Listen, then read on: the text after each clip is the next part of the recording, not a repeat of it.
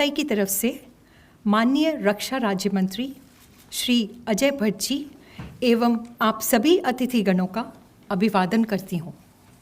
आज दिवंगत general Bipin Rawat, PVSM, UYSM, AVSM, YSM, SM, VSM, ADC, Padma Vibhushan, brigadier LS Lidder, SM, VSM, lieutenant colonel Harjinder Singh एवं वह सभी सैनिक जो 8 दिसंबर 2021 के हेलीकॉप्टर दुर्घटना में दुर्घटनाग्रस्त हुए थे, उनकी प्रथम पुण्यतिथि पर हम सब उन्हें श्रद्धांजलि अर्पित करते हैं।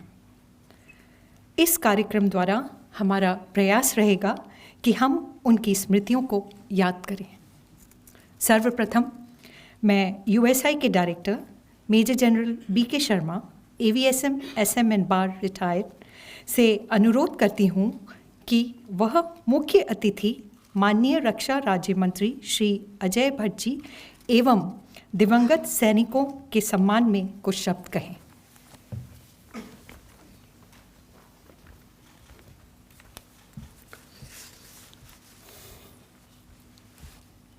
Honorable Raksha Rajya Mantri Shri Ajay Bhatt ji, Chief of Defence Staff, Service Chiefs,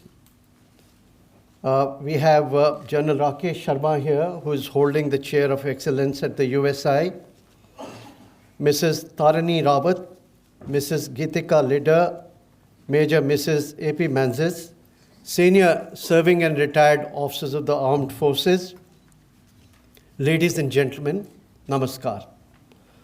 On behalf of the USI Council, I express my deep gratitude for your benign presence at this memorial event organized to pay homage to General Bipin Rawat and his lady wife, late Mrs. Madhulika Rawat.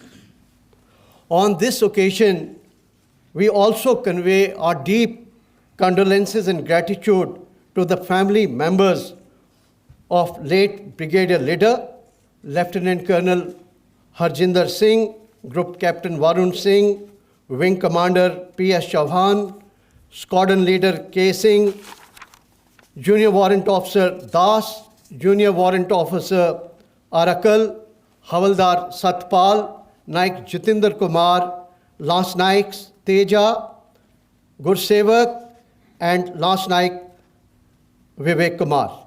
May their souls rest in peace. 8 December 2021 will go down as one of the saddest days in India's history. We lost legendary General Bipin Rawat, his gracious lady wife, and 12 other valiant comrades in arms in that tragic helicopter crash while they were on the line of duty. Chills went down our spines when Honorable Raksha Mantri broke the sad news of his demise and others' demise on the television. Heartfelt condolences from our President, Prime Minister, political leaders across the spectrum, from the public on the streets were intensively expressive of a profound national grief and shock. Foreign leaders and Indian and foreign media too paid their tributes and condolences. General Bipin Rawat forever will be immortalized as a national hero of international stature. He always led by Chetwoodian motto of self before service. He was endowed with lofty and rare passion, vision, dynamism to lead the Indian Armed Forces on the path-making transformation trajectory. Most befittingly, he was posthumously conferred with the nation's second highest civilian award, Padma Vibhushan, for rendering exceptional and distinguished service to the nation. In fact, it was Field Marshal Manik Shah who was the first awardee of this coveted medal. He always proudly stated that he was the second generation life member of the USI.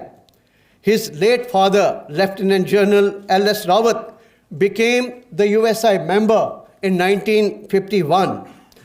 And General Bipin Rawat himself was a member of USI for more than 4 decades. In the course of his illustrious career, he immensely benefited from the professional grooming at the USI and in turn contributed a great deal for the growth of this institution. In his capacity as its vice president when he was the vice chief, and subsequently as a chief when he was the vice patron of the institution. He spoke at this institution on several occasions on the subjects of transformation of the Indian Armed Forces, defense technology, and jointmanship. In fact, he made USI responsible for the conduct of core program and jointmanship courses for the senior officers and the civilian counterparts from different ministries and different sort of services. Based on his guidance, the USI realigned its functioning to serve the cause of theaterization, jointness, and civil-military fusion. In order to keep his legacy alive at this 153-year-old institution, the Indian Army has instituted a chair of excellence at the USI to undertake guided research on the subject of comprehensive national security. The first chair of excellence has been awarded to Lieutenant General Rakesh Sharma, who is writing a book on the theme Modern Wars and Future Force in the Indian Context. We shall publish one such book every year. I am grateful to the leadership of the armed forces for their considered decision to install a bust of General Bipin Rawat at the USI premises. The bust will epitomize his legacy as a visionary and transformational military leader and inspire generations to come to emulate his example and strive for victory through jointness. In fact, we also intend holding, with the support of course, the armed forces, an annual memorial lecture at the USI to pay tribute to him and other fallen heroes and to build up on his legacy. I would also like to place on record our special thanks to ex-serviceman Naik Babu and his team from Shine Indian Soldiers Social Welfare Foundation, who are amidst us today, for voluntarily making this wonderful statue. And without further ado, I shall now request Dr. Roshan Khanijo to proceed further.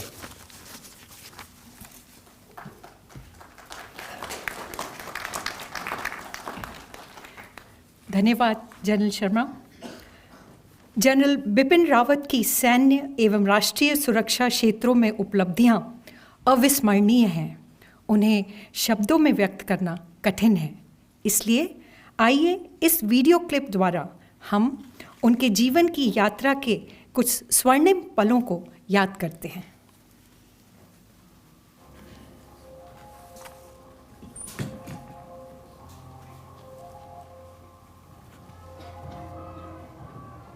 Sorry. माननीय general Bipin Rawat स्थिर मूल्यों और एक मजबूत चरित्र वाले दृढ़ पेशेवर अधिकारी थे, जो स्वयं से पहले सेवा के आदर्श वाक्य के साथ रहते थे। उनका जीवन उन लोगों के लिए प्रेरणा है जो मातृभूमि की सेवा करने के लिए उत्कृष्ट इच्छा और उत्साह रखते हैं। We have to grab the bull by the horns and take them to us. Warning to Pakistan is, do not ever attempt such a misadventure anytime in the future, anywhere, anytime. Do not think of it. उन्होंने हमेशा दूसरों को सही मार्ग का चयन करने के लिए प्रोत्साहित किया, चाहे वो कितना ही कठिन क्यों ना हो। This was a big misadventure undertaken by the Pakistan Army in 1999. They did not appreciate the will and the intent of the Indian political establishment and the Indian armed forces. General Bipin Rawat का जन्म 16 मार्च 1958 को उत्तराखंड के पौड़ी गढ़वाल जिले के सैंज गांव में एक ऐसे परिवार में हुआ जिसके सदस्य भारतीय सेना में पीढ़ियों से सेवा कर चुके थे। उनके पिता स्वर्गीय लेफ्टिनेंट जनरल लक्ष्मण सिंह रावत 1951 में 11 गुरखा राइफल्स में कमीशन हुए और 1988 में उप सेना अध्यक्ष के रूप में सेवानिवृत्त हुए। उनकी मां श्रीमती सुशीला रावत उत्तरकाशी जिले से थी। जनरल बिपिन रावत अपने माता पिता की पहली संतान, 3 भाई बहनों में सबसे बड़े थे। उन्होंने अपनी प्राथमिक शिक्षा देहरादून के केंद्रीय हॉल स्कूल से प्राप्त की और शिमला के सेंट एडवर्ड स्कूल से पूर्ण की।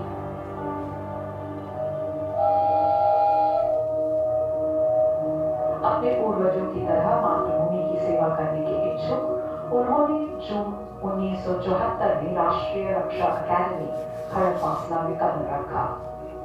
राष्ट्रीय रक्षा अकादमी में 3 साल के कठिन प्रशिक्षण के बाद वो भारतीय सैन्य अकादमी से दिसंबर 1978 में स्वॉर्ड ऑफ ऑनर के साथ उत्तीर्ण हुए। 511 गोरखा राइफल्स में कमीशन होने पर सेकंड लेफ्टिनेंट बिपिन रावत राष्ट्रीय रक्षा अकादमी के आदर्श वाक्य स्वयं से पहले सेवा के अनुसार जीने के लिए दृढ़ संकल्पित थे और भारतीय सैन्य अकादमी क्रेडिट के साथ खुद का मार्गदर्शन करते हुए इन्होंने अपनी सर्वश्रेष्ठ क्षमताओं के साथ देश की सेवा की।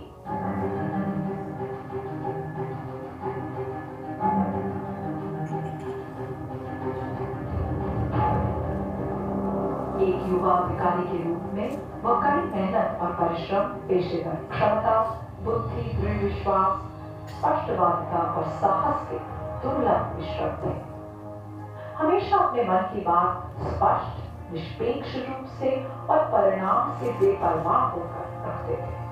जब वो दोस्तों और सहकर्मियों के साथ होते तो वहां हमेशा भरपूर हंसी, ऊर्जा और उत्साह का माहौल होता।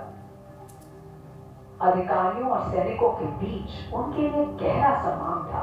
उनके करिश्माई नेतृत्व कौशल से सब उत्साहित रहते थे।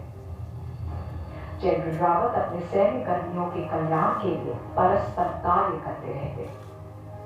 उन्होंने सेवा के प्रारंभिक वर्षों में अपने लिए मजबूत नींव रखी थी।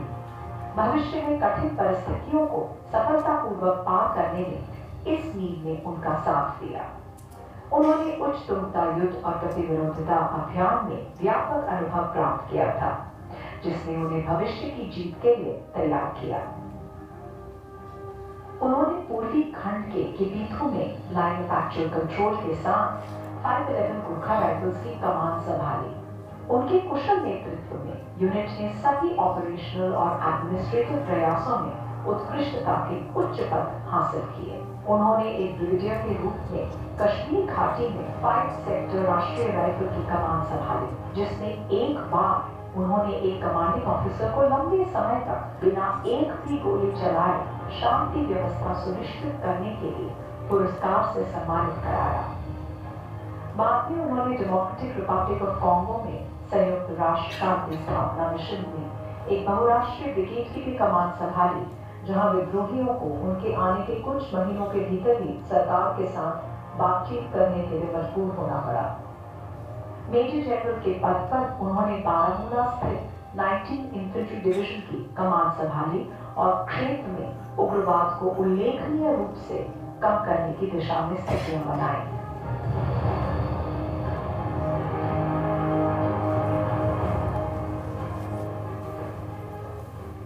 लेफ्टिनेंट जनरल के पद पर उन्होंने दीमापुर स्थित 3 कोर की कमान संभाली और 2015 में उग्रवादी संगठनों के खिलाफ म्यांमार के हमलों में महत्वपूर्ण भूमिका निभाई।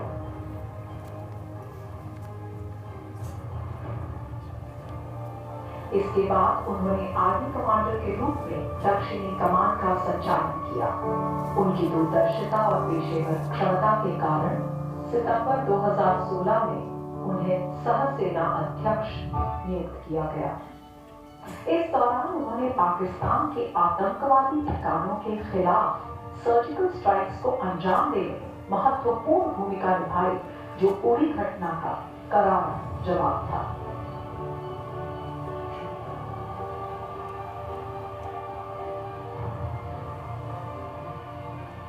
एक ऐतिहासिक कदम में जनरल बिपिन रावत ने 31 दिसंबर 2016 को भारत के 27वें थल सेनाध्यक्ष का पद ग्रहण किया। सेनाध्यक्ष के रूप में वो कश्मीर के पत्थरबाजों, आतंकवाद के खिलाफ या राष्ट्रीय हितों के विभिन्न मुद्दों पर अपने विचार हमेशा बेझिझक रखते थे। उन्होंने डोकलाम प्रकरण को भी साहस से संभाला, जिससे चीन की कोशिश नाकामयाब रही। We will not allow our territory to be invaded or intruded upon. Bharat के प्रथम चीफ ऑफ डिफेंस स्टाफ के तौर पर जनरल बिपिन रावत का चयन हुआ। उन्होंने 1 जनवरी 2020 को ये पद संभाला। जनरल बिपिन रावत तीनों सेनाओं के एकीकरण के प्रबल समर्थक थे। उन्होंने मजबूत संगठनात्मक पुनर्गठन और एकीकृत थिएटर कमांड का एक स्पष्ट रोड मैप तैयार किया।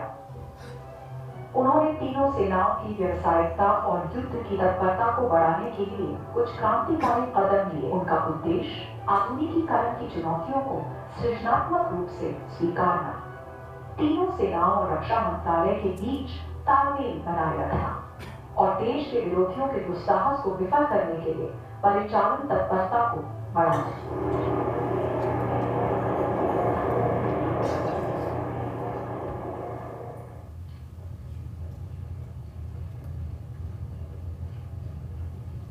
राष्ट्र के लिए 8 दिसंबर 2021 एक काला अध्याय था, जब हमने जनरल बिपिन रावत को एक हेलीकॉप्टर दुर्घटना में खो दिया।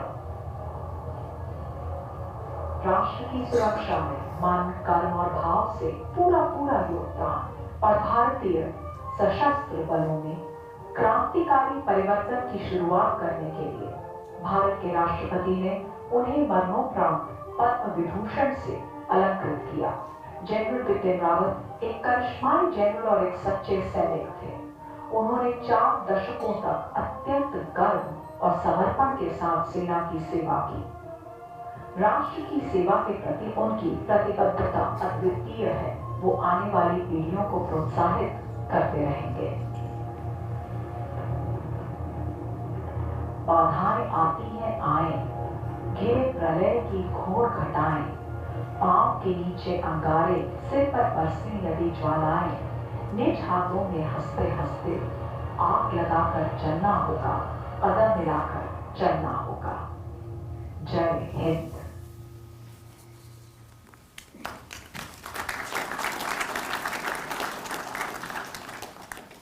इस संवेदनशील और भावुक वीडियो के बाद अब मैं रक्षा राज्य मंत्री श्री अजय भट्ट जी से निवेदन करती हूँ कि वह दिवंगत सैनिकों के लिए कुछ शब्द कहें।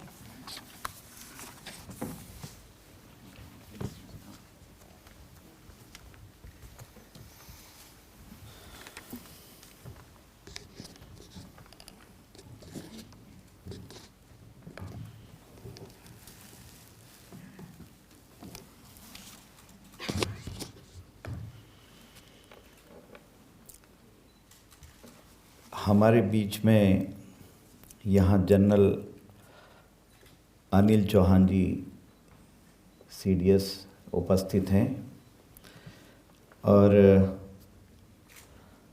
हमारे यहाँ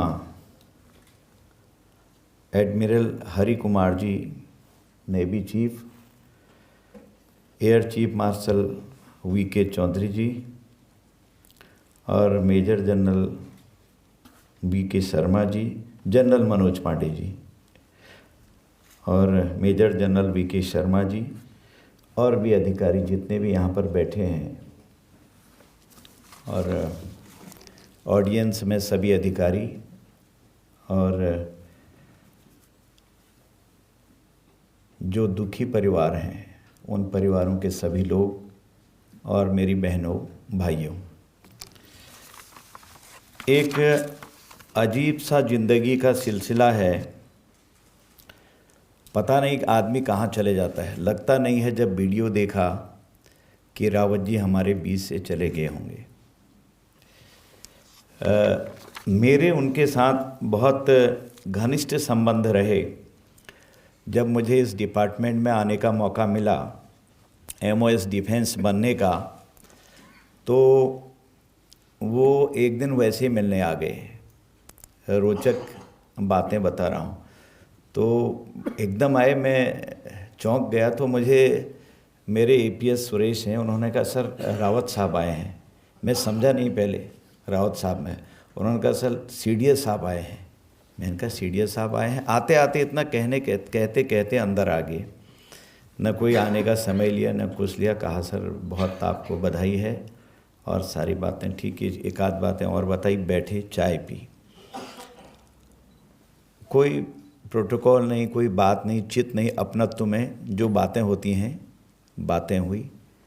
और हम तो लर्नर हैं, अभी नए सीखने वाले थे। 2-3 चीज़ें मैंने पूछी क्योंकि मेरा फील्ड दूसरा था, आ गया मैं दूसरे फील्ड में। बहुत अच्छा व्यवहार, बातचीत में हंसते हुए। ऐसा होता है कभी किसी व्यक्ति को आप देखेंगे तो आपको खुशी जैसी होती, एनर्जी मिलती है। अगर किसी को आप देखेंगे सामने आएगा तो बहुत भारीपन अपने आप को भी हो जाता है। एक साइकोलॉजी होती है। उनमें ये गुण थे, जैसे ही बात करते थे तो अपना भी प्रफुल्लित आदमी हो जाता था। और एक घटना मुझे और बहुत याद दिलाती है कि 9 नवंबर 21 को हमारा राज्य स्थापना दिवस होता है उत्तराखंड का। हमारी कोई मीटिंग चल रही थी, तो मीटिंग से बाहर निकले सभी लोग, वो भी बाहर निकले। आते उन्होंने कहा साहब आप जा नहीं रहे क्या उत्तराखंड? मैंने कहा कल सुबह मेरा कोई प्रश्न लगा या जो भी था, ये मीटिंग है, मुझे याद नहीं है, इसलिए मुझे रात लौटने का नहीं हो पा रहा है, कोई जहाज़ नहीं है, मुझे अर्जेंट आना है। कहा नहीं हम तो जा रहे हैं वहाँ। मैंने कहा आप कैसे जा रहे हैं? उन्होंने कहा हम अपना प्लेन ले जा रहे हैं, उसमें कोई दिक्कत नहीं, तो अगर आप चलें तो बहुत ही अच्छा है। तो हमने अपने इनसे कहा भाई हमारा भी इसी में करवाओ। तो उन्होंने कहा मैं, आप और मधुलिका हैं, 3 ही लोग हैं ऑन बोर्ड, हम लोग वहाँ पर डिनर करेंगे। वहाँ गए, काफ़ी देर बैठे और सब लोगों से परिचय हुआ। उनको सभी जानते थे, कुछ लोगों को मैंने परिचय कराया। तो स्थापना दिवस में सारे लोग मिलते रहते हैं। बहुत सारी बात हुई कि बॉर्डर टूरिज्म कैसे होगा, क्या होना चाहिए, कैसी होगी। तो मैं कुछ चीज़ें बता नहीं सकता हूँ। कैसे देश के बारे में, नॉर्थ ईस्ट के बारे में सब बात होते रही। रात को हम लौट आए। तो अच्छा लगा। उससे पहले एक दिन घर में भोजन करने के लिए उन्होंने कहा साहब हमको घर एक दिन आना पड़ता है, कैसे न कैसे हम आना चाह रहे हैं। तो मैंने कहा भाई हम तो, भीड़ इतनी रहती है, हम लोगों का ऐसा है, कोई सिस्टम नहीं होता है। मैं नहीं चाहूँगी कि कोई भी अधिकारी आए, एक डिग्निटी है हमारी, तो वहाँ पर अच्छा नहीं लगता है। खैर एनीवे मैं एक दिन घर चले गया, बुलाया उन्होंने, मेरी पत्नी और हम। तो इतना घरेलू बातें हुई, कोई बात नहीं। मेरी पत्नी से भी, वो लॉयर हैं नैनीताल में, एडिशनल एडवोकेट जनरल, खूब बातें होती रही। उन्होंने कहा कि मैडम को लेके आना पड़ेगा। मैंने कहा वो तो सैटरडे को आती हैं और संडे को चले जाती हैं। तो उन्होंने कहा दिन में आना होगा। बिल्कुल घरेलू बातें, प्रसन्नता से। हमारी मिसेस कहने लगी आर्मी ऑफिसर जैसे लग नहीं रहे हैं, बिल्कुल घर के जैसे लग रहे हैं। काफ़ी लोग थे हम। एक दुर्भाग्यपूर्ण घटना और हुई, मैं आपको इसलिए बता रहा हूँ कि उनके साथ मेरा जो होते गया, किसी को ये लगता भी नहीं था ऐसा होगा। पल पल में क्या होता है हम लोग नहीं जानते, कुछ चीज़ें तो ऊपर वाले के हाथ में है। 7 दिसंबर को 21 को ही बिम्स्टेक संयुक्त मानवीय सहायता आपदा राहत कार्यक्रम DRDO में हुआ था, नई दिल्ली में।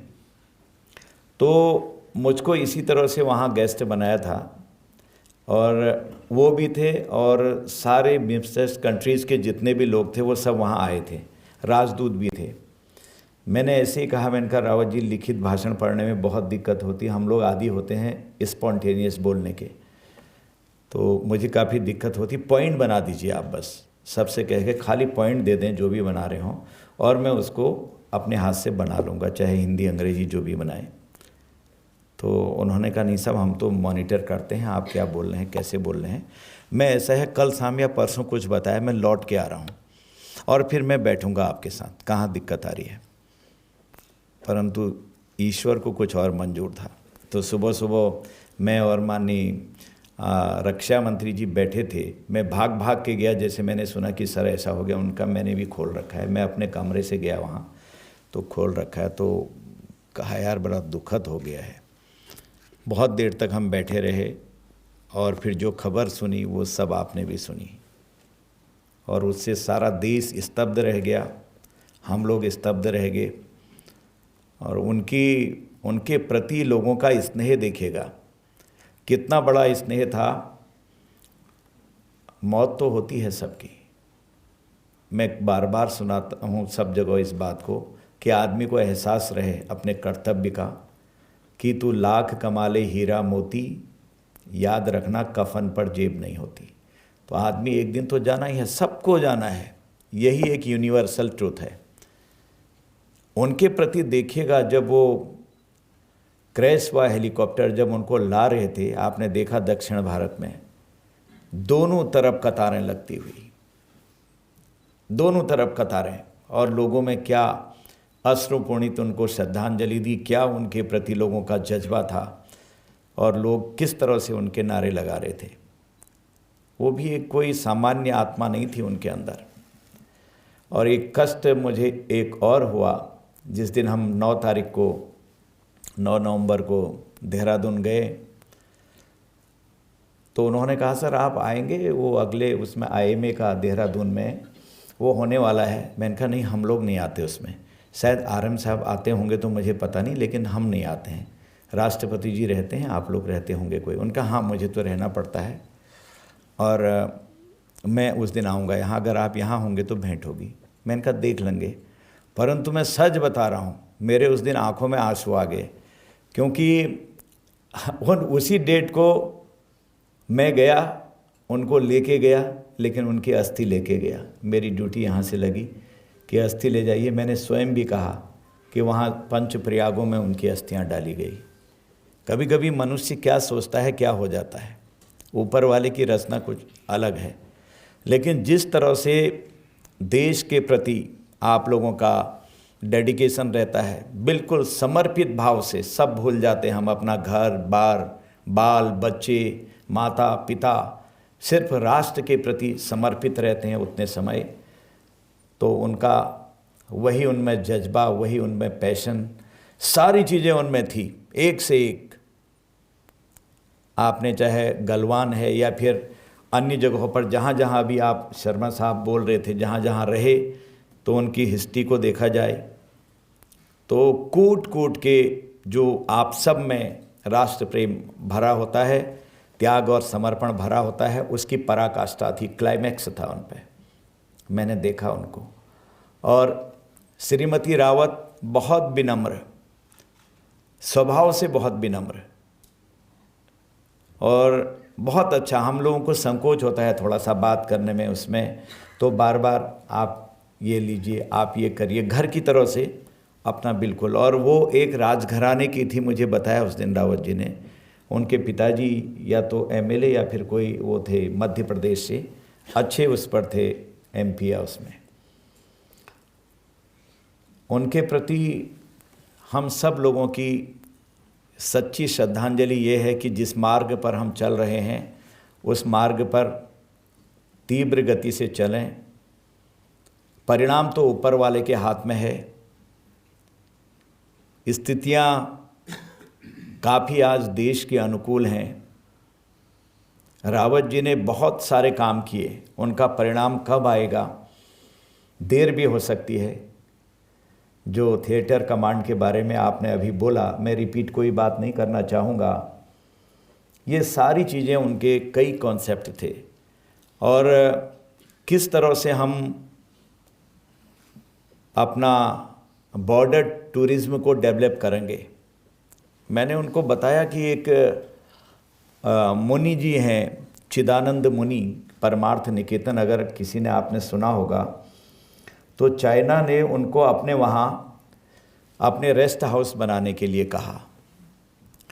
तो मुझसे मिलने के लिए आए। उन्होंने मुझसे कहा, अजय, चाइना तीसरा भी बनाने के लिए कह रहा है, लेकिन मैंने कहा सोचूंगा। और वो कहते हैं कि हम किसी को परमिशन नहीं देंगे, आप कह रहे हैं सोचेंगे। उसमें देश के लोग जाते हैं, हमारे सब लोग जाते हैं, उसमें रुकते हैं, रुकने की व्यवस्था है। क्यों नहीं हम अपने यहाँ भी बॉर्डर टूरिज्म करें। लेकिन हमारे लोग तो जानते नहीं हैं, कई लोग, वो जाएं, देखें बॉर्डर क्या चीज़ है। कोई अगर रेगिस्तान के बॉर्डर में रह रहा है, उसको उत्तर के सारे या नॉर्थ ईस्ट के बॉर्डर का पता नहीं। जो अगर ऊपर में साइड हैं, उनको नीचे का पता नहीं है। तो कुछ ऐसा कार्यक्रम होना चाहिए, देश की जनता भी जाने कि हमारे जवान, हमारे अधिकारी कितनी कठिन परिस्थितियों में काम करके हंसते रहते हैं, प्रसन्न रहते हैं, और हर समय दुश्मन को बर्बाद करने की योजना चलते रहती है। उस समय पूरी चीज़ों को भूल के सिर्फ तिरंगे को याद करते हैं। तो मैंने रावत जी से डिस्कस करा नीति, माणा और इसी तरह से हमारे अन्य स्थान हैं, नॉर्थ, ईस्ट, वेस्ट, सब जितने भी हैं हमारे। तो बातें हुई थी, चला है। अभी सारे लोग यहाँ बैठे हैं, कभी हम वहाँ तक पहुँचेंगे, क्योंकि जो अधूरे काम हैं उनको आगे हम ज़रूर उनके ले जाएंगे। मैं समझता हूँ कि आज अधिक बोलना कुछ भी उचित नहीं है। वो एक महान आत्मा थे, महान सैनिक, अधिकारी और महान भारतीय जज्बे से ओतप्रोत व्यक्तित्व के धनी थे। प्रभु ने जरूर उनको अपने श्री चरणों में रखा होगा। ऐसा सौभाग्य बहुत कम लोगों को प्राप्त होता है कि पति और पत्नी एक साथ प्रभु के चरणों में जाएं। ये भी कोई संयोग एक होता है, क्योंकि कहा भी है एवरीथिंग इज़ प्रीडेस्टाइन्ड, सब चीज़ें पूर्व निर्धारित हैं। हम सब मिलकर अपने हृदय की गहराइयों से रावत जी को, मैं स्वयं आपके साथ मिलकर रावत जी को और श्रीमती रावत जी, मधुलिका जी को और जितने लोग इसमें हुए हैं, हमारे ब्रिगेडियर लीडर साहब हों या अन्य जितने भी हमारे 12 लोग हैं, सब के सब लोगों को दिल की गहराइयों से श्रद्धांजलि देता हूं। और मुझे पूर्ण विश्वास है कि प्रभु ने उनको अपनी श्री चरणों में अवश्य ही जगह दी होगी और उनको देश कभी भुला नहीं सकता है, कभी भुला नहीं सकता है। वो देश के मार्गदर्शक हैं, आइकॉन हैं, हमारे पाथे हैं। हम उनके बताए हुए रास्ते पर हमेशा चलेंगे, यही संकल्प लेना आज उचित होगा। इतना ही कह के मैं अपनी वाणी को विराम देता हूँ। धन्यवाद। जय हिंद।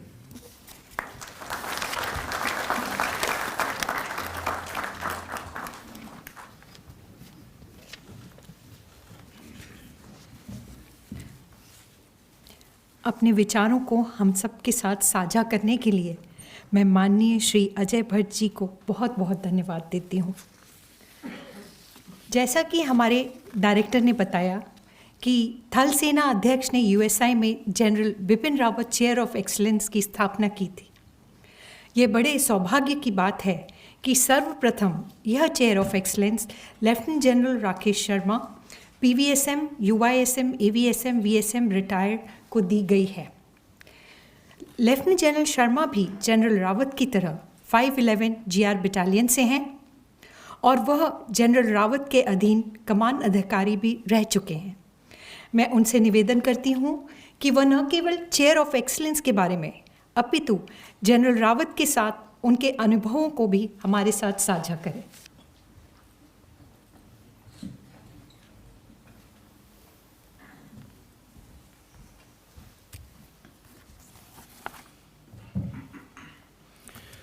आदरणीय रक्षा राज्य मंत्री Shri Ajay Bhatt ji, the Chief of Defence Staff, the Chiefs of the Army, Navy and the Air Force, Director General USI, distinguished ladies and gentlemen. It's my privilege to speak today, also with immense sadness, in the first year of remembrance of my dear friends, General Bipin Rawat and Mrs. Madhulika Rawat. Short of about a month before Bipin had passed away, he stern-facedly proclaimed that China is the biggest threat to Indian security, much bigger than Pakistan. And in response to a question, he said, China is the enemy number one.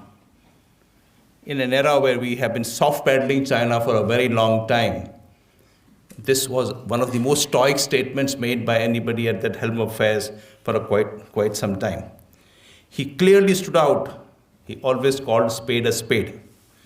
This courage of conviction was not a quality he earned when he rose up in his ranks to become the vice chief or the chief of the CDS. One has seen him doing the same thing as a youngster too. He always said his mind. He said it in the fair language. When he was younger, probably he said, I beg to differ. As he grew up, that beg to differ vanished. These are the qualities that endeared him as a leader. Behind the seeming flippancy and the feeling that people had that he spoke out of turn, there was an astute mind who debated issues, who discussed with people he wanted to discuss with, formulated an opinion and then spoke out. His articulation was well thought about. Bipin's research was immaculate. His courage of conviction was legendary. Negative thoughts rarely crossed him, for he was destined to initiate change and also ensure that the change is implemented. He was officer of many, many talents. Someday he will be reclusive and distant. The other day he will be epitome of happiness and joy, grey and happy all around. At all times he was in control of himself and he did what he wanted to do. Fact is, Bipin wanted to be what he wanted at that particular time. When he was with friends, he was full of spirits, hearty, laughter, joyous, dancing, great gusto. Left an immense imprint on all facets of military life. Large amount of unfinished visionary work which would have transformed the armed forces, which I am sure the new hierarchy has taken on themselves.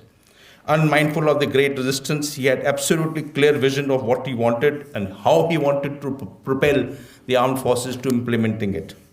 In his tragic passing away, India had lost a great patriot, a down-to-earth soldier, and a strategic visionary. I am sure in the last 1 year that he has been on top, he would have argued immensely with the Lord Almighty about how the kingdom of heaven should be run. That's his want. He won't be at peace. I'm sure he must have convinced him that I couldn't achieve here and on earth. He would have tried to create some theaters out there.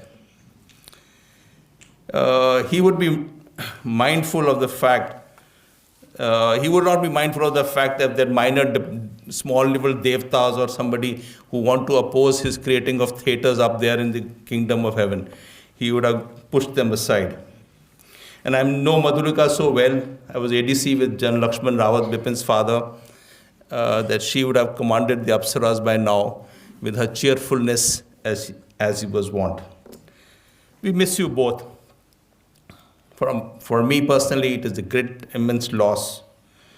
Till we meet again, Bipin, please remember we have a bet still pending and who can finish a box of 1 kg box of motichur laddu first. He had a sweet tooth like I have. And this was a bet still pending, before he went away. I hope he knows that I'm actually continually practicing still. Wherever you are, my dear friend, remain cheerful and happy. Drive change in the world yonder as you drove change in this life. Coming to the subject that I've been given to research on in 1 year. So I'm privileged to be given the first General Bipin Rawat Chair of Excellence at the USI. The subject selected is Modern Warfare, Future Force in Indian Context. Why this subject? Prime Minister Modi, in an all-important valedictory session at the Combined Commanders Conference in Kevadia last year, said that the armed forces need to shed the legacy systems which have outlived their utility and relevance. Called upon enhancing indigenization, Prime Minister also noted the rapidly changing technological landscape and highlighted the need of the Indian military to become a future force. Words that the Prime Minister used, future force. The Prime Minister coined the word future force, clearly recognized that there is a need for a different force than what existed today. There are dominant legacies of the Indian military that seem to be weighing them down. 5.5 years ago, in October 2015 on Vikramaditya, addressing the first Combined Commanders Conference, the Prime Minister envisioned the future, spoke about the future where threats may be known. And again on 1st of January 2020, the Prime Minister said that the country is facing challenges of modern warfare. Words used by the Prime Minister of India. What did the Prime Minister mean by when coining the words of modern warfare and future force? I'm sure the service headquarters and the DMA would have thrashed each word spoken about by the Prime Minister and coined out the meaning of the word modern the warfare and future force. And of course, taken the political blessings as to what the meaning is. Naturally and rightfully, we do not know what has transpired and what has been evolved as a modern force, which, taking the words from the Prime Minister's own words.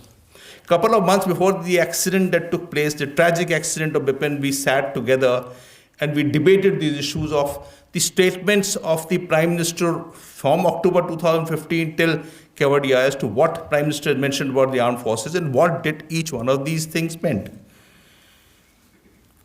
He thought that the Prime Minister had given a clarion call to the armed forces hierarchy. What would be the determinants of this modern warfare and future force?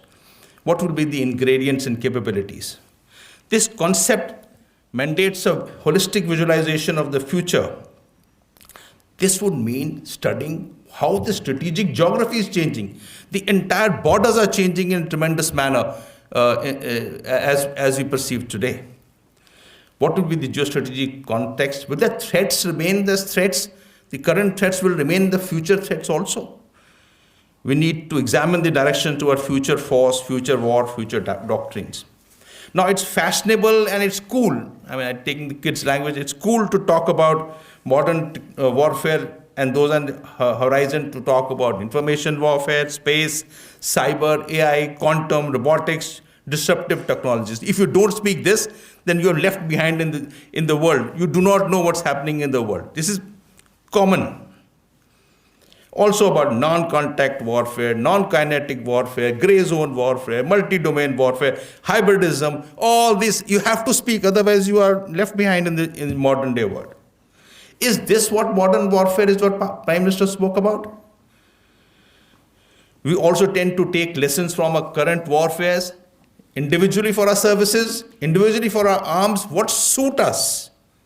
What we want to listen to them, we want to listen. What we don't want to listen, we don't want to listen there. Ukraine heads for a long and cold winter. Look at the images that are coming off in front of Bakhmut. These are exactly same images we saw in 1915 to 1990 in the warfare that took place in the Great War. No changes at all. What's happening in Bakhmut today were happening in 100 years ago in the First World War. The readings of the ongoing wars reveal an inconvenient truth that we have labored. War is hell.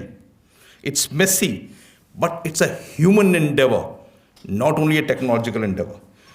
War Without Men, Robots on the Battlefield was first published in 1988. Waging War Without Warriors were published about 20 years ago. Others have gone to argue even Iraq war was a war of robos. Granted that automation of warfare is essential, but nature reminds ourselves that finally behind every mechanical device is also a human. So, putting all the ethics debates aside, intricate machines cannot man muddy trenches in deep snow or driving rain for long periods without human support. And but the most sophisticated and expensive unmanned aerial systems are severely limited by inclement weather.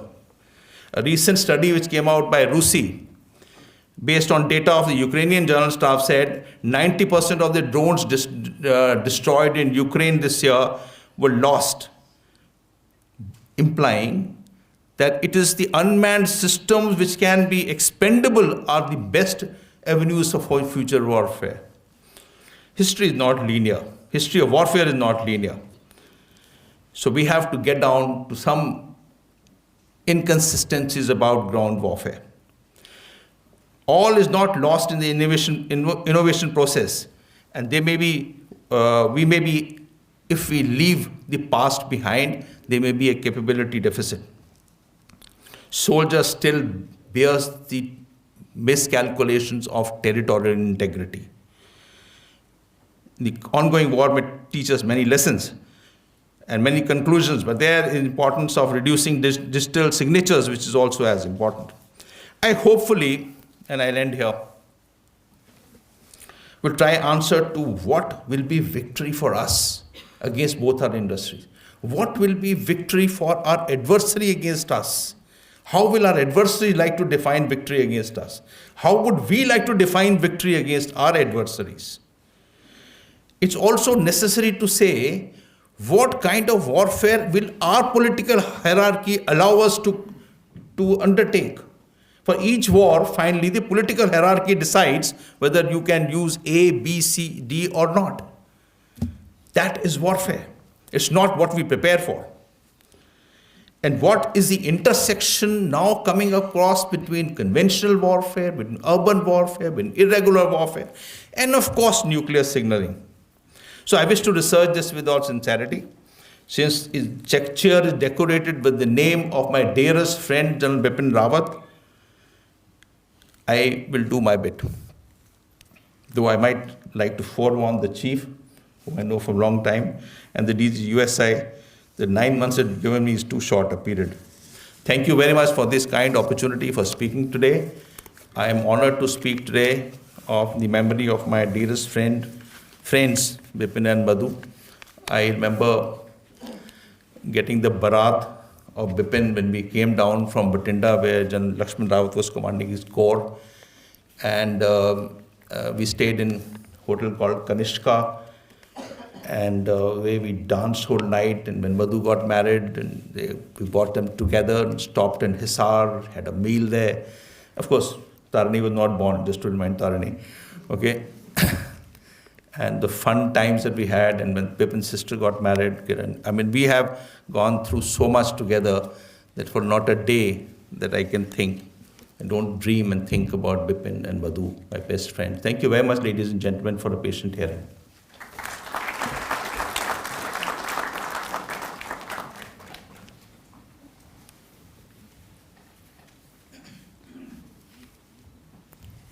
धन्यवाद general Sharma. General Rawat जब थल सेना अध्यक्ष थे तब उन्होंने अपने मार्गदर्शक सिद्धांतों के रूप में स्वयं से पहले सेवा के आदर्श वाक्य को अपनाया था। अब मैं थल सेना अध्यक्ष general Manoj Pande, PVSM, AVSM, VSM, ADC से निवेदन करती हूँ कि वह अपने संस्मरण हमारे बीच रखें।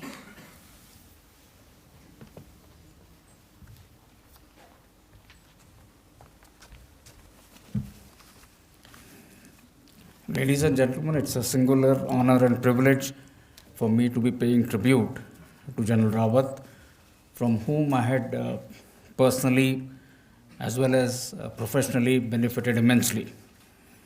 My association with General Rawat started sometime in 13-14, where I had the fortune of working alongside him in the headquarters of Eastern Command.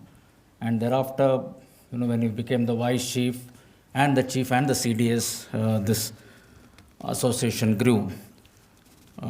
In all this, what I found of him was a person who was professionally par excellence, a soldier with impeccable moral fiber and values, a military leader, who had boundless energy, dynamism, and was resolute in his conviction.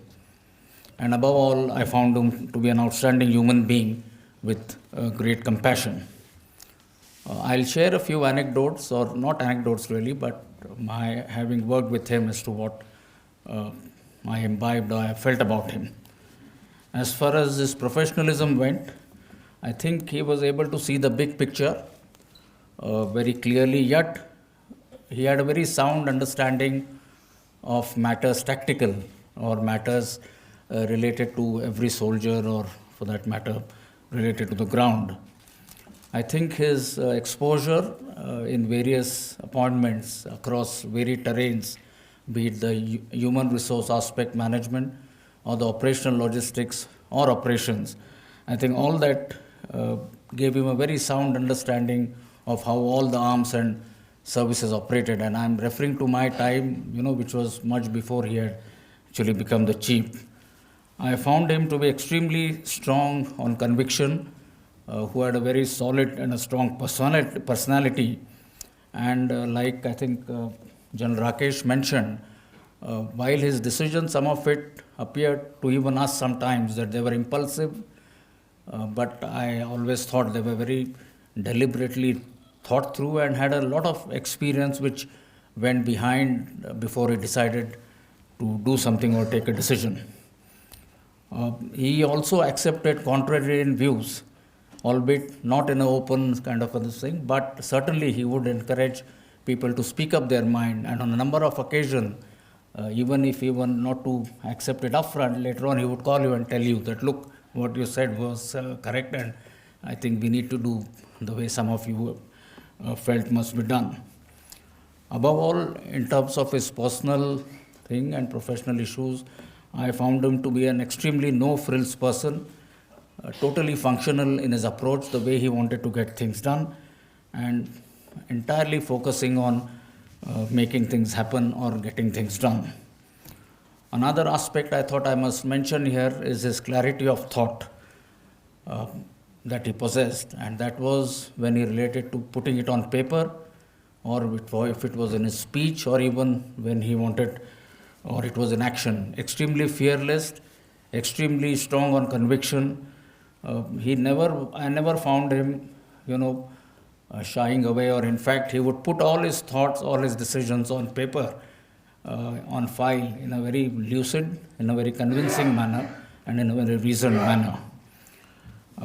In terms of staff work, one of the things I remembered which he told me was, don't always look for perfection. Even with 70-80%, if you are able to achieve 70-80% of the outcome result, I think that should be good enough. And I think, especially in the senior position, senior ranks, I have found this advice extremely useful. He had boundless energy and dynamism. And I remember an incident wherein, when I was in Tejpur, he was a chief, he came for an exercise. He were to spend the night in Tejpur, fly to Tawang next day for an exercise. But the next day the weather was bad and we got to know of it the previous evening. So when he landed in Tejpur, I told him, sir, let's go home, we'll have dinner and stay the night. We have called the corps commander here. He said, no, but why? At night, 8 o'clock, I remember we drove up, reached Tenga, reached there about 1 o'clock. Next day morning, again 4 o'clock we started. He attended the exercise. We drove back another 14 hours. And from there, he had to fly away, I think, somewhere in Uttarakhand. So such was his kind of boundless energy. Another incident was when he came for a Durand Cup event. I remember he was out for almost 7 to 8 days in the US. He came here, Delhi, went to the terminal, changed into uniform, got into a service aircraft, came to Kolkata, attended the event, and flew back the same evening. So this was the kind of passion, energy that he exhibited. I think my tribute would be incomplete if I don't talk about Mrs. Madhulika Rawat. Both self and Archana found her to be an extremely warm, caring person, totally down to earth, who would spread cheer and happiness wherever she went. And she had this unique quality to make people around her at ease and comfortable. She had minimum expectation, and I think whatever anybody was able to contribute as part of the organization of AVA, she was extremely appreciative, extremely happy. And above all, I think she remained connected with people who she knew. And in far as our thing was concerned, I think it was also my wife who, through her perhaps, we remained connected. So both Archana and self have been beneficiaries of her love and affection. I'll stop here at the end, only pay and pray to Almighty to give both the noble souls peace and happiness wherever they are. Jai Hind.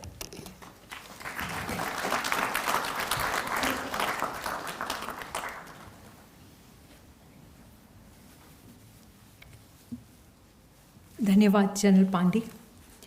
General Rawat ने भारत के प्रथम CDS के रूप में संगठनात्मक एवं संरचनात्मक सुधारों की दिशा में बहुमूल्य कार्य किया है।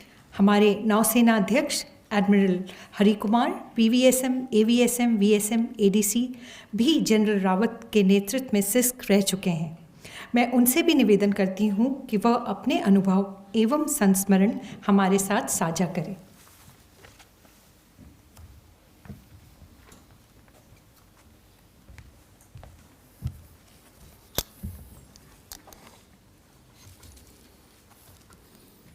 Honorable Raksha Rajya Mantri Shri Ajay Bhatt, General Chauhan, CDS, Air Chief Marshal V.R. Chaudhary, Chief of Air Staff, General Manoj Pandey, Chief of Army Staff, Lieutenant General Rakesh Sharma, and the Director General USI, Major General Sharma, Tarini, Mrs. Leader, Mrs. Harjinder, ladies and gentlemen, good evening to all of you. It was a singular honor for me to have been associated with General Bipin Rawat, our first CDS, Permanent Chairman of COSC and Secretary DMA, in my capacity as the CISC or the first Vice Chief of Defence Staff. I was his deputy for nearly 15 months, and undoubtedly it was one of the most professionally satisfying and enriching tenures that I experienced.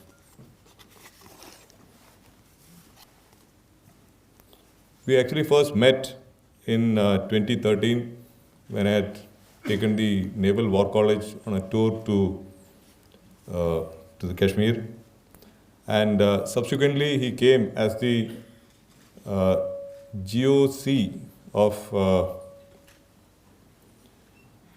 Maharashtra and Gujarat area. We were there for 1 month exactly, along with Mrs. Rawat. I was the Chief of Staff there, and he participated in the Navy Day celebrations there in 2015 December. And subsequently moved on as the GOC of the Southern Army Command.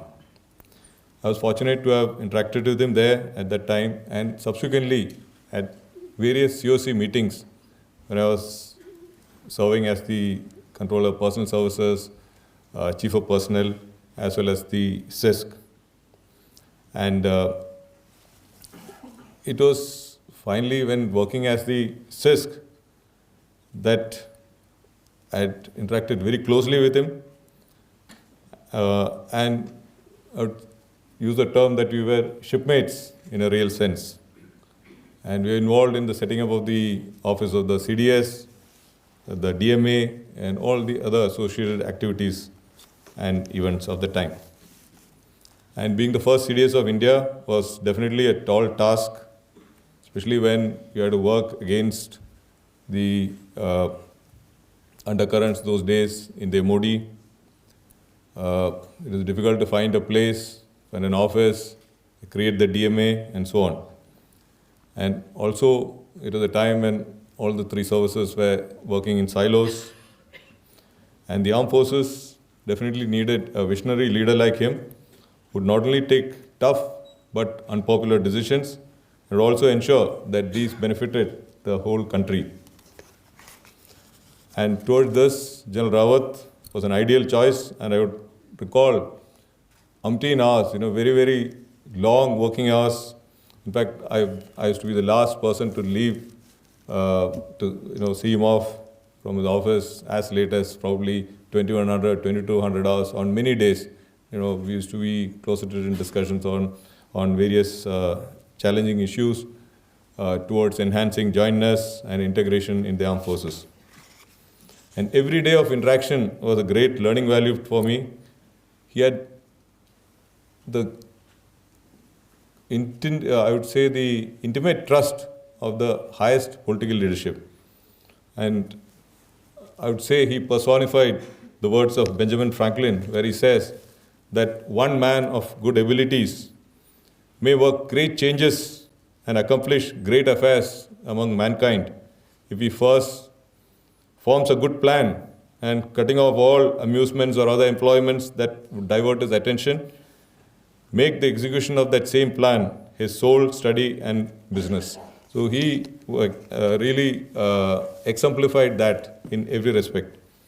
I found him exceptionally well read, very sharp, with tremendous experience in all aspects. He had experience of personnel, capability development, operations, admin, works, and he brought a lot of clarity of thought and value addition as well as decisiveness on any issue that was put across to him. He was forthright, down to earth, focused, and of very high integrity, and he never refrained from calling a spade a spade. He had also tremendous empathy for the man in the field.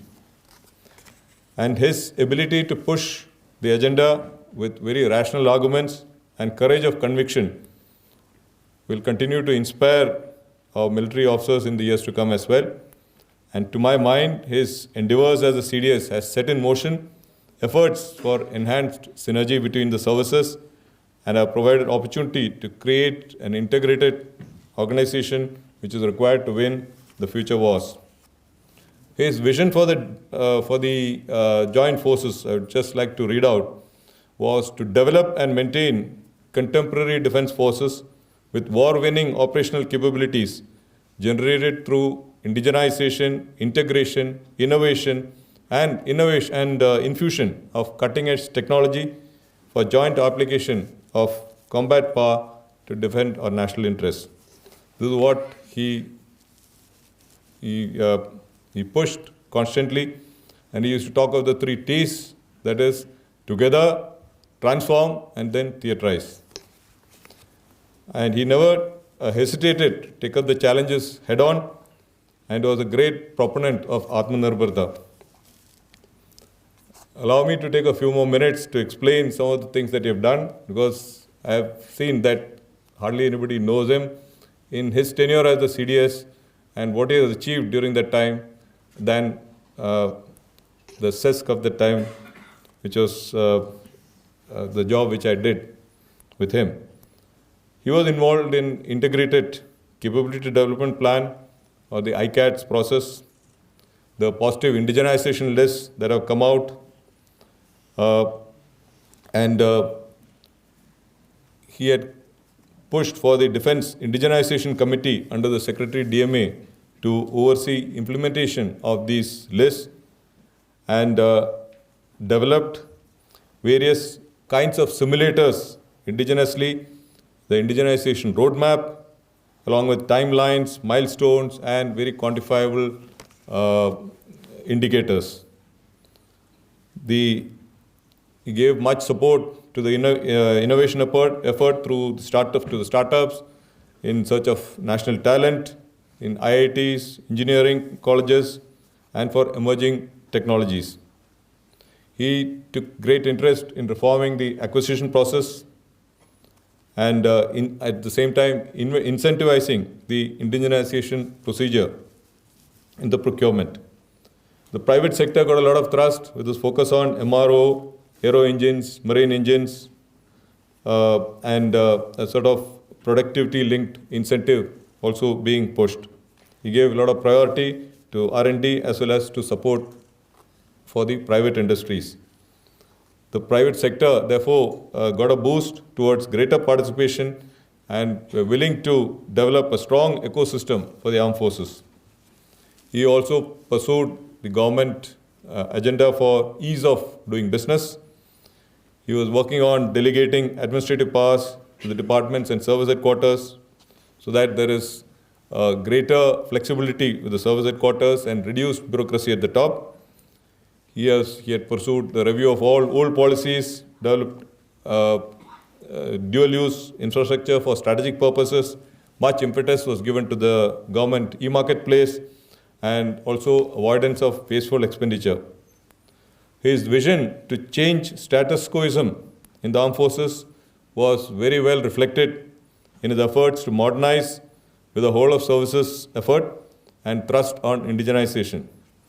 He drove the process of jointness, integration and optimization of resources, and there was a great effort to create viable theatre commands. As far as jointness goes, the AVSOD, or the Armed Forces Special Ops Division, the DCYA, as well as the Space Agency, they all got much thrust during his tenure. He was also working on the creation of a strategic rocket force. There was great thrust for jointness in ops, intelligence, air defense, capability planning and acquisition, maintenance, logistics. He pushed for the joint logistic nodes and a common communication network for all the three services. The joint service applications as well got a big fillip during his time, and indigenous GIS and a defense geospatial agency were again his brainchild and which he pushed towards realization. As far as theaterization goes, he had talked of, he had ordered various study teams to be put in place. The study reports were received and a fair amount of deliberations as well as wargaming, etc. were also progressed by him. He always believed that as far as theaterization was concerned, there should be unity of command, unity of effort and unification. And talking of the whole of government approach, which is also one of the agendas that he was given from the political leadership, he had worked towards opening the defense airspace for dual use, and also worked towards bringing the competence of the service officers into the other departments of the government as well. Cross-staffing between the services as well as with the MOD was also there in the agenda, and he believed in leveraging the national logistic policy optimally. And as far as optimization of resources or right sizing was concerned, he worked towards the reorganization, direction of TA units, reorganization of the DGQA, optimal use of infrastructure between the three services, outsourcing of security, and so on. The Agnipath scheme that we see, which was brought into force sometime in the middle of this year, was again he was one of the key players who contributed to the conception of the scheme and working on the nut bolts of it, which happened over almost 2 years and finally fructified in the middle of this year. He's insisted on developing innovative leaders through deep selection, mentoring, mandatory tenures for upcoming officers, senior officers in the services, mandatory tenures in tri-service organizations, tri-service headquarters, common policy on promotion, cross-staffing, and common ACRs. The cadre review was also being progressed under his watch. He pushed for greater intake of women in the armed forces in line with the government policy of Nari Shakti. He did revisit the existing medical and disability norms, and many may not know, but he was instrumental in revising the risk and hardship metrics for the armed forces. Various issues were pending of the 7th CPC were also progressed by him. In short, he was a cult figure with a great fan following, not just restricted to South Bloc and the armed forces, but indeed just all the rank and file as well as all over India, to include the political class, the bureaucrats, working class, businessmen, and I would say even the daily wages. He was really an icon in every sense. Equally adored outside as well as within India. He was also very skilled at interacting with the media, who really adored him most of the time. On the personal front as well, late General Rawat was an example to follow. He could simplify things. In fact, I want to narrate a small incident. I come from the southern part of India, and in NDA I was the lowest of lower Hindi. And nowadays in South Bloc, when you have to give a presentation, it has to be in Hindi. So one day he told me, "Sir, you need to give an interview in Hindi to the media." So I told him, "Sir, I am lower Hindi type." So he said, "Don't worry, Hindi is the easiest language. Let me tell you an example." He says, if you have to say the train is late, all you have to say is train late hoga. So only one word hoga you have to say. Rest everything is English. So he had a great sense of humor, and he used to put people at ease. As a committed family man, his cordial relationship with seniors, peers, subordinates, they were all alike, and something which each one of us could adopt and imbibe. We also remember Mrs. Bipin Rawat as well as a kind, gentle and considerate person who worked selflessly for the welfare of the service community. In fact, Kala had told me to convey the great interaction she had and the great plans they had to take Dawa forward, which unfortunately has remained as a unfulfilled agenda. General Rawat's vision, foresight and efforts towards jointness will form the guiding light as we strive to turn his dream into reality. So before I conclude, I would quote General Rawat himself, as he once alluded to an Urdu couplet. He said, "खामोशी से बनाते रहो पहचान अपनी, हवाएं खुद तुम्हारे तराना गाएगी." General, you will forever remain an inspiration for the armed forces. You have etched yourself a permanent place in history and will continue to inspire every generation. I thank the USI for facilitating this event, and thank you all for your time. Jai Hind.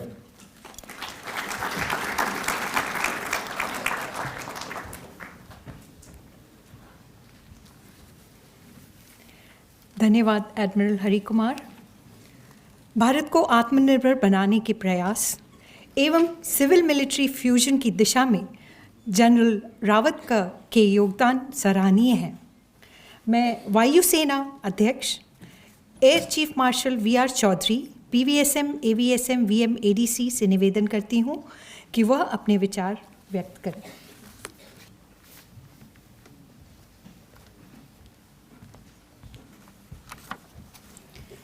Honorable Raksha Rajya Mantri, Chief of Defence Staff, Service Chiefs, General K. Sharma, Director USI, and General Rakesh Sharma, ladies and gentlemen.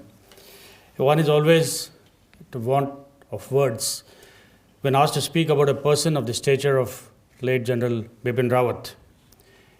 Illustrious son of our soil, iconic military leader, he was decisive, courageous, and believed in what he did. A man who breathed army and who lived for the army.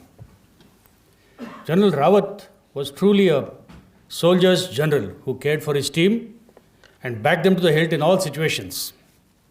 As a leader, he always ensured that he took his team to greater heights while doing so. His vast operational experience over 4 decades enabled him to understand the nuances of the armed forces, and he worked with singular aim of enhancing jointness and integration. I vividly remember his first talk to the press after taking over as the CDS. And he said, I quote, "I feel light-headed after replacing the tilted Gurkha hat with the peaked cap of the three services and would remain neutral to all three," unquote. My personal association with the late general was quite limited, but in what I've heard and seen for myself, he never believed in being a status quoist.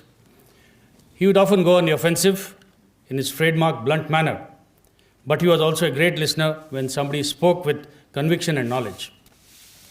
Far-reaching reforms for jointness in the armed forces were initiated by him, and he was instrumental in giving impetus to the drive for indigenization. I would like to mention a quote of Netaji Subhash Chandra Bose, which I think is very apt for this individual. And I quote, "One individual may die for an idea, but the idea will incarnate itself in 1,000 lives. This is how the wheel of evolution marches on," unquote. I'm extremely confident that the legacy left behind by late General Rawat will be carried forward and strengthened by successive generations. Thank you very much, and Jai Hind.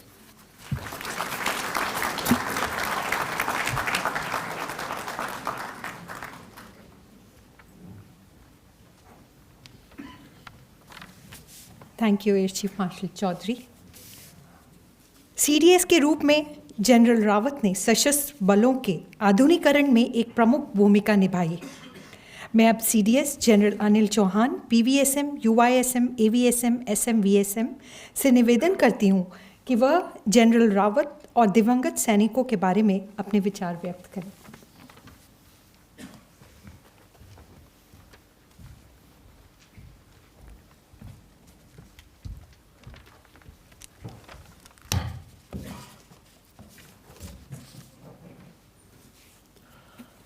Respected Raksha Raj Mantri, Shri Ajay Bhatt, the three service chiefs, Tarini Rawat, Srimati Gitika Lidda, Srimati Agni Menzies, officers and ladies. General Bipin Rawat, like most of us who are present in the hall today, had chosen the profession of arms, in which we all know that leadership plays a paramount role. Judgment, competence, and courage often account for more than armed might alone in achievement of success. Generalship is hence carefully studied by military leaders who lead men into combat, whether or not they reach a rank of the general officer. Over the time, Indian armed forces have produced an impressive array of senior officers who have ably demonstrated the importance of leadership in trying circumstances. An officer or a soldier in his military career seeks to be inspired by senior military leadership that leaves an indelible impression in his mind, whether by being a dynamic and inspiring personality, a person with strong courage of conviction who is always willing to walk the talk, or a person who by his very vivaciousness leaves you always seeking his company and looking forward for more. Late General Bipin Rawat was exactly what I just described. General Bipin Rawat and myself, we grew in the same regiment. In fact, I knew his father, Lieutenant General Lakshman Singh Rawat, much before I came to know General Bipin. He was a GOC when I joined the unit in Kolaba, Mumbai, as General Officer commanding Maharashtra and Gujarat area, and also a colonel of the regiment. To the colonel, I had also given a guard of honor in Buckler sometime in 1985. The professional paths of General Bipin and myself actually did not cross each other for a very long time in service, very surprising, and we only met at regimental get-togethers. The opportunity to work closely with General Bipin arose when I was appointed as the DGMO. In fact, rather, he would have selected me as the Director General of Military Operations. It was in this appointment that I got a great insight into his thinking, which transcended from tactical to strategic level, his ideas about bringing change in the army, civil-military relationships, domestic politics, international relations, inter-service relations, and many more such subjects. So whatever I speak now would be my impressions of my service with him as the Director General of Military Operations. General Bipin Rawat was always ready to change status quo and approach operational challenges with a different kind of a mindset. As Army Chief, he was very clear about the military's strategic response on our western borders with Pakistan. It was his belief that strong punitive action along the line of control and physical domination would moderate Pakistan's behavior. The proactive strategy was implemented with enthusiasm, and there was a significant change in the behavior of the adversary. With regards to the activities in the valley, he was a strong proponent of undertaking strict action against perpetrators of violence and laid impetus on the factual and true narrative being made available to the local population.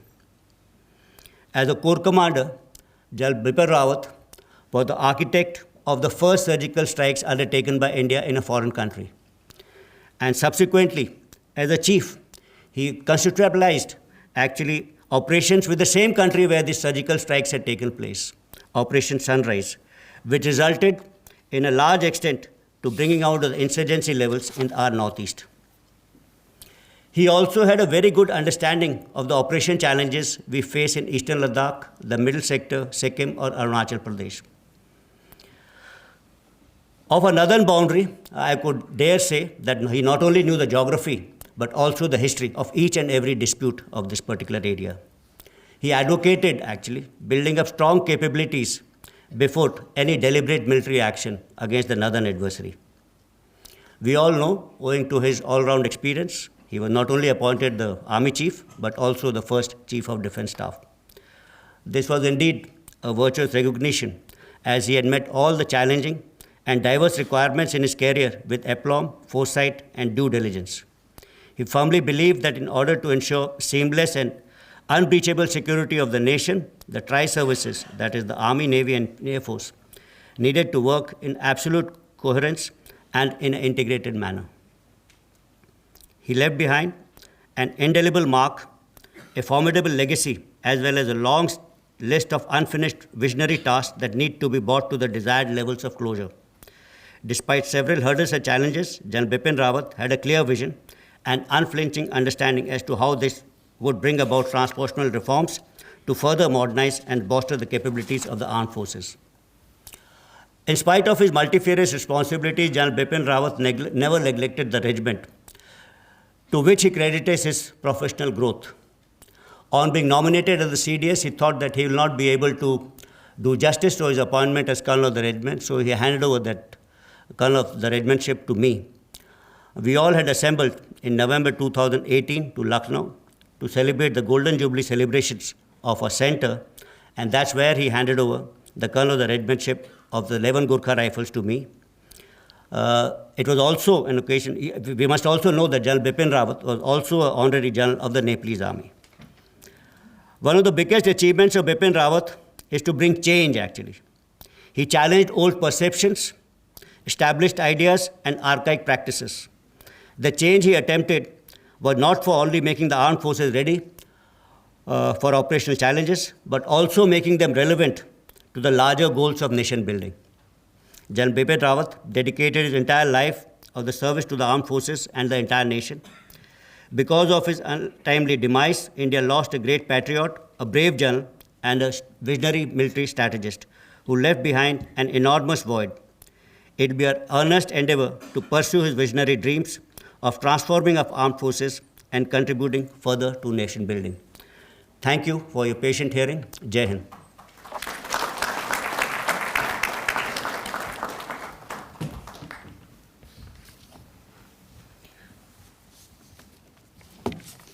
धन्यवाद general Chauhan. अंत में मैं सभी दिवंगत सैनिकों को नमन करती हूँ और विशेष रूप से हमारे बीच उपस्थित कुमारी तारिणी रावत, श्रीमती लिडर, मेजर एग्नेस को उनके यहाँ उपस्थिति के लिए उनके प्रति विशेष आभार व्यक्त करती हूँ। हम सब सदैव उनके साथ खड़े हैं और ये विश्वास है कि देश इन वीर सैनिकों को हमेशा याद रखेगा। कार्यक्रम के समापन के पहले मैं नाइक श्री बाबू व उनकी टीम को मंच पर बुलाना चाहूँगी। ये shine India soldiers social welfare foundation चलाते हैं और इन्होंने जनरल बिपिन रावत की मूर्ति, जिसका अनावरण श्री रक्षा राज्य मंत्री जी ने आज किया था, हमें दी है। उनके निस्वार्थ भावना और देशभक्ति की हम सराहना करते हैं और उन्हें एक सामूहिक फोटोग्राफ के लिए मंच पर आमंत्रित करते हैं। पर इससे पहले मैं निवेदन करूंगी कि जनरल रावत की मिनिएचर स्टैच्यू को कुमारी तारनी रावत को हम प्रदान करें।